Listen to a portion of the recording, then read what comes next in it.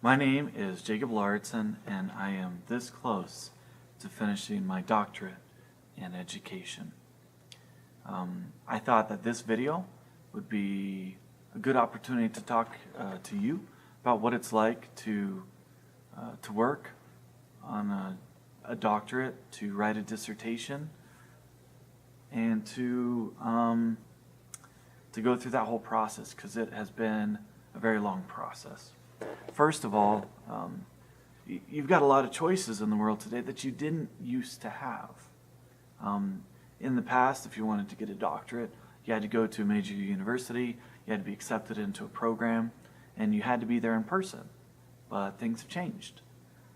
I haven't physically had to go to a campus to work on my doctorate. I take classes online. And a lot of people feel really iffy about it, like it's not real, like it doesn't count. But the school that I'm going to, North Central University, is accredited. It has all the same accreditations that all the major universities in that region have. And so it has the same credibility on paper, but maybe not in everybody's minds, right? Because, it can't nearly be as good. Except that all of my teachers, every single one of them, they hold a doctorate, and they've received the same training that I'm receiving now. So it's great. It's a good program. It's worked well for me, especially because I work full time. I'm a high school teacher. This is my classroom. I also teach at night and online for a college, and I do stuff on the internet as well. I do a lot of teaching, and I'm really busy, and so I needed something that worked for my schedule so I could work, support my family, and still get the training, the education that I want and that I need for my goals. And those goals have always included, at some point, earning a doctorate and becoming a doctor. So this all started probably about 5 years ago. I was finishing my teaching certification, which I also did online through a different school. And I was looking around and I was thinking of what's next. And as you finish one program, you have to start paying student loans back. And I wasn't ready to do that. And the school I was finishing up with contacted me. They're like, hey, if you do 15 more credits through this other school, South New Hampshire University, which is also online, you can get a master's in education. I was like, well, that's interesting. That's like 5 more classes. That's not too bad. But I already had a master's. I have a master's in English from the University of Akron. I was thinking, well, instead of doubling up and getting a second master's, maybe I'll just go straight to getting a doctorate in education. At the time, my dad, he was working on a doctorate in education from North Central University. And so I was aware of it. I was very familiar with the process he was going through. And so I spent a while thinking about what I wanted to do. I thought, you know what? I think I'll just do education and try and tie it back to my background in English.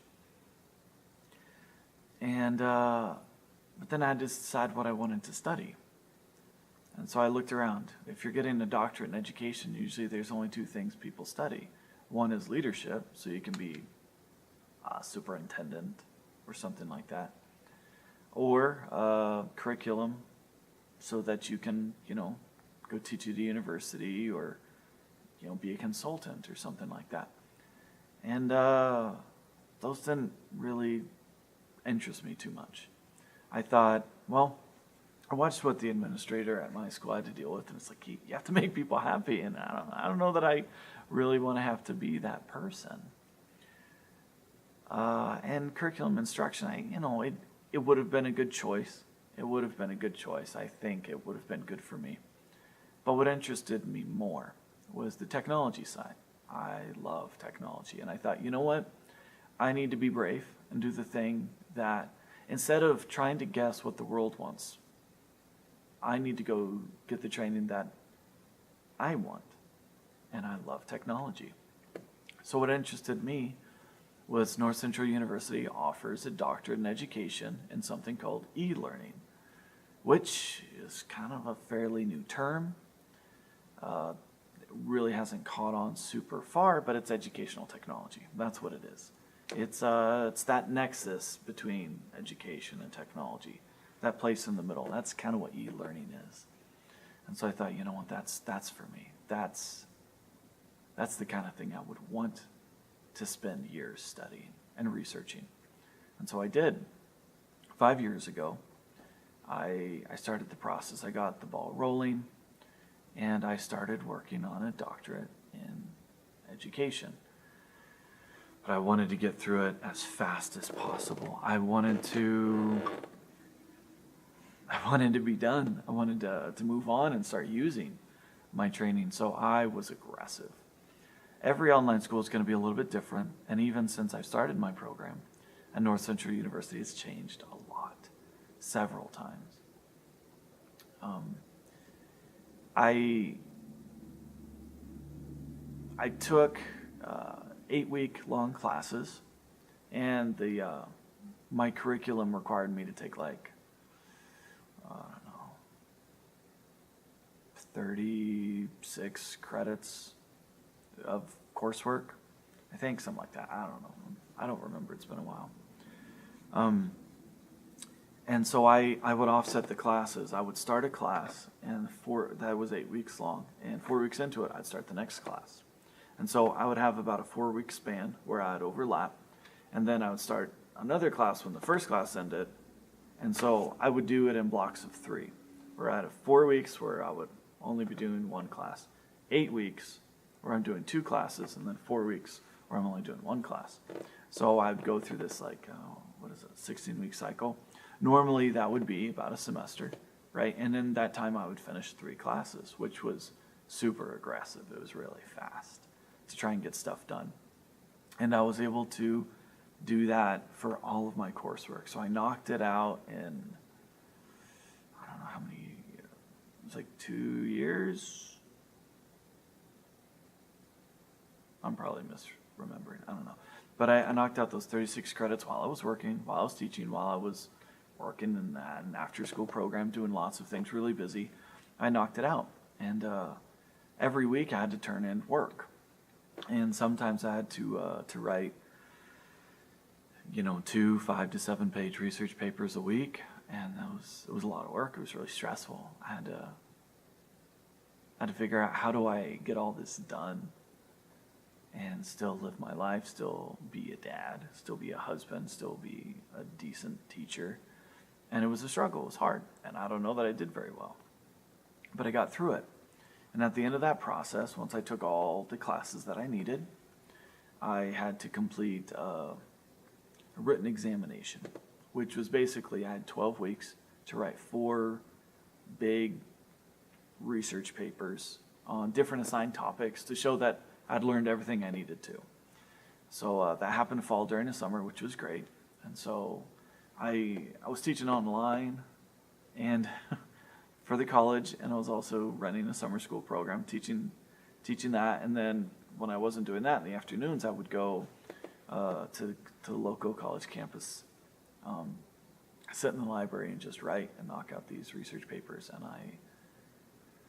And it was a stressful summer, but I got everything done, and I was like, great, this is awesome. Now I get to work on the dissertation.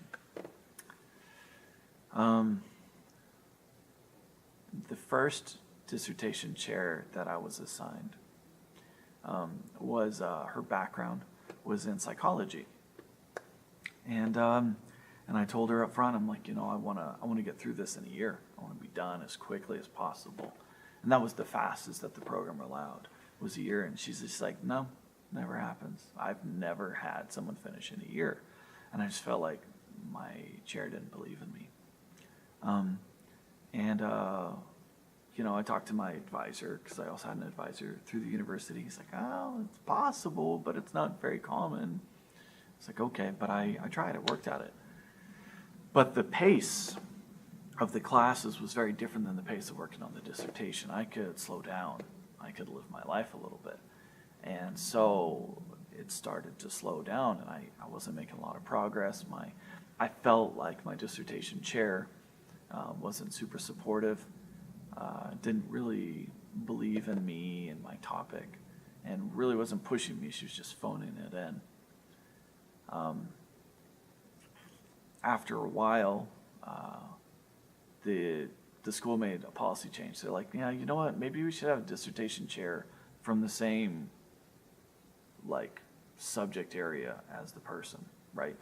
And so this person whose background was in psychology got swapped out, and I got someone whose background was in education, which was great for me. And he believes in me, and he's been incredibly supportive the whole time. In fact, just super fast in responding to everything I submit, because I have to submit my work every single week to showing that I'm making progress. And even though it hasn't gone as fast as I've wanted to, I've been able to move through it, get all the approvals that I needed. Instead of getting a PhD, a Doctorate of Philosophy degree, where you do a bunch of research and you kind of focus in on theory about education, I'm getting an educational doctorate, which is an applied doctorate. An applied doctorate, you actually conduct an experiment. You test out a theory. I teach at a school that is predominant. The majority of the students come from the nearby Apache reservation. And there's not a lot of research on Native American high school students. And so I realized over time that it just made sense to focus in on that need. I also knew that I wanted to bring in technology, which I needed to because it's a degree in e-learning. And I also wanted to bring in my background in English. And so there's something that I do in this computer lab where we use a reading program called Achieve 3000. And there's some research on Achieve 3000, even though it's been around 14, 15 years, but not a whole lot. And so I thought I can bring all this together. And so my dissertation, which is behind me, the topic is using a computer-based reading program to provide culturally responsive instruction for Native American students. Specifically, it's secondary students, high school students. So I planned out this study. I got all the approval. It took a while. I had to make some changes from what I originally wanted, and what we came up with was great. I got a lot of support from other teachers that I work with here at my high school, and it was conducted in another teacher's classroom to avoid any bias of my students trying to perform for me. But what we did is the students ran the program. We had two groups. A group that did the Achieve 3000 program the normal way, which is a computer-based reading program. They read articles, answer questions, things like that. And the computer adapts the reading level to them and how they perform so that it's differentiated. It's metered based on their capability, not based on their grade level, but their actual reading level. And it hones that in and locks it in. So students are working at their pace and slowly being pushed up. That was one group. The other group, I was able to choose the content that they were reading, and I chose articles that were just about Native Americans or Native American related topics. And we did that for 12 weeks. And then we compared the two. And I finished that up a couple weeks ago.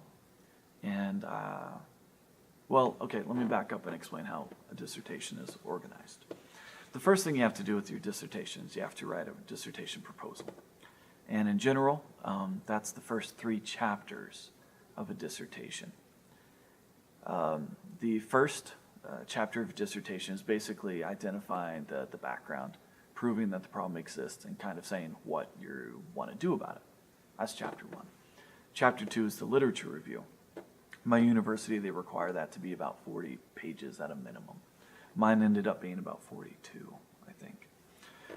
But that is basically doing all the research on all the relevant things relating to this topic to provide background to, again, justify that the experiment worthwhile, it'll add to the field, things like that. And then the third chapter is basically outlining what the experiment is, very specifically. And it took a while to get all those things approved, got them approved, and then you have to rewrite them all to say that's past tense instead of present tense, things like that, right? Chapter 4, which I just finished and submitted, is all the data. It's all the research information that you collect during the experiment. And hopefully this week that gets finalized. Which leads me to chapter 5, which is what I'm writing right now. Chapter 5 is kind of the results, what the results mean, and what you, as the researcher, feels should happen in the future, additional research, things like that. And that's what I'm in the middle of writing right now.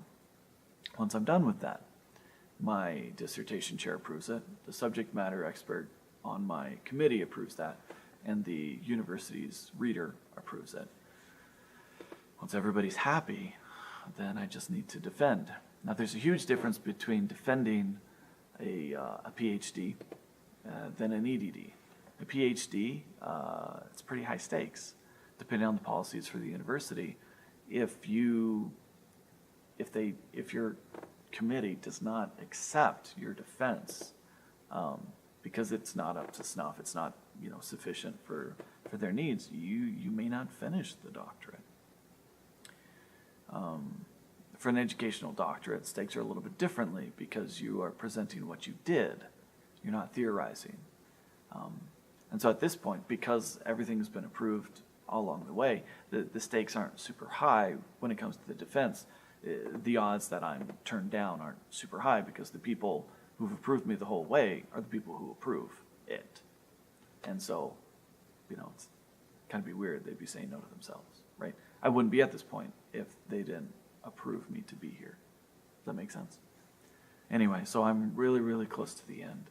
When I'm able to defend, at that point it's up to the committee to approve and to finalize things, and then I'll be done. And when all is said and done, it will have been about 5 years that I spent with very little break in between. I had to work over Christmas and over summers, with very little time when I didn't have to turn in work every single week, and it's taken 5 years. It's possible to finish it faster, and I've heard of other programs that do. It's been expensive. I've heard of other programs that cost less. But it's been a good program for me. I don't regret doing it, and I'm really excited to be close to the end. I wanted to make this video so that, maybe it's benefit to you. You kind of understand what the process is like, the work that goes into it, and if you're one of my students, you're able to see the work that I've put into bettering myself. That I'm not just a teacher, I'm a student, and I really do understand what you're going through. But more than that, the experience and the training that I've sought out, it helps me to help you. Along this way, I've learned a lot of things. It's almost hard to remember it all because it becomes so ingrained in how you think and what you do.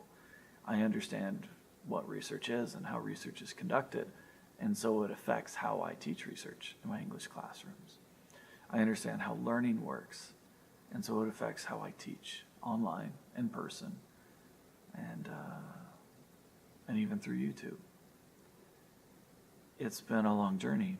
It hasn't been easy. It's been the hardest educational experience I've had in my entire life. And I'm really close to the end, and I'm really proud of what I've done.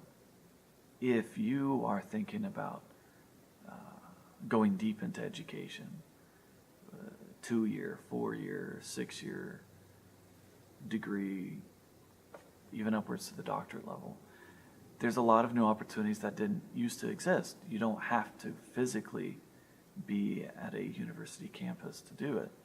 You can still live your life. Do the research to figure out the program that's good for you. Be brave to study something that you really want to specialize in. And, it hasn't been perfect. It's been hard. There's things that, haven't been easy or maybe even fair along the way. But I'm getting to the end, and I'm very excited to be done with it. And there is an end. And if you can motivate yourself to keep going, you can be there too. So that's it. This has been my dissertation story. I hope that this is beneficial to you, and maybe you'll have a story like this soon. So thanks for watching. I appreciate your time. See you in the next video.